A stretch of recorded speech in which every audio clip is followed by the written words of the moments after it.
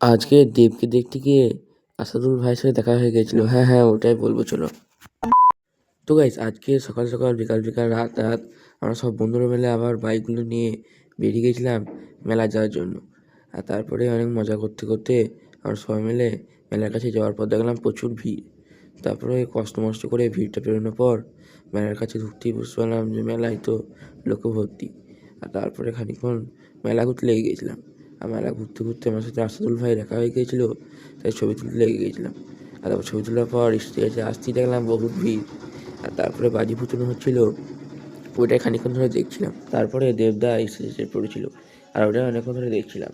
আর এই এখন যে ভিডিওটা খেলাধুলি করছে বলে লড়ছে, সেই কারণে একটা ভালো ভিডিও আছে, ওটা ইউটিউবে লং ভিডিও ছাড়বো, তোমরা সবাই গিয়ে দেখে আসতে পারো। আর তারপরে অনেকক্ষণ ধরে নাচ গান দেখার পর দেবদা গান করতে লেগে গিয়েছিলো, আর আমরা সব নাচতে লেগে গিয়েছিলাম। আর ওরকম নাচতে নাচতে অনেকক্ষণ হয়ে গেলে আমরা আবার বাড়ি যেতে শুরু করে দিয়েছিলাম।